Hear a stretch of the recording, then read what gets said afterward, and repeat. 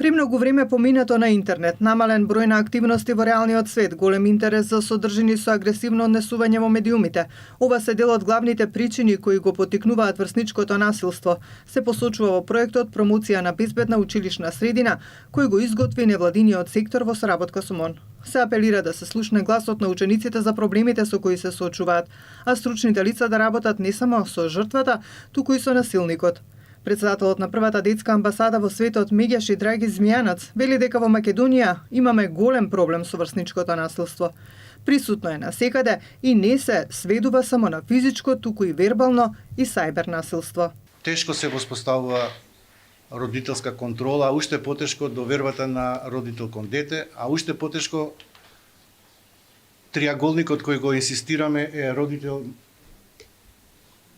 училиште, ученик. Мора да ги сензибилизираме децата кога се случува насилство. Вие се сеќавате, имавме една кампања порано, зборовите може да повредат, да ги сензибилизираме децата дека секое насилство создава проблема, посебно кога станува збор за дисперзирање, односно споделување на компрометирачки фотографии на социјалните мрежи. Извршниот директор на Коалицијата на младински организации СЕГА, Зоран Илиевски, вели дека со Законот за основно и средно образование на учениците има обезбедено учество во разни ученички организации и тоа е патот кој треба да не води кон превенција од врсничко насилство. И сметам дека таа е алката која што треба да ја изгради довербата и таа е алката која што понатаму во училиштето ќе може да се слушни што е она што им смета и што е она што им треба. Станува збор за комплексна тема и не може да се посочи прстот само на еден конкретен проблем, вели Елена Ивановска од МОН.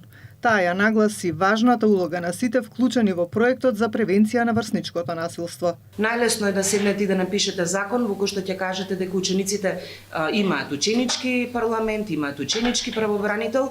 Суштината е тие мерки напишани на хартија да заживеат и драго ми е што учениците почнуваат да ја согледуваат својата значајна улога во градењето на една култура и средина каде што тие поминуваат поголем дел од времето. За во иднина да се превенира врсничкото насилство треба заеднички да се делува, за да им се овозможи на децата сигурен и безбеден училишен простор, заклучија учесниците на денешната панел дискусија. Со проектот Промоција на безбедна училишна средина се опфатени 8000 деца, 50 средни и основни училишта, 1200 професори и 2000 родители.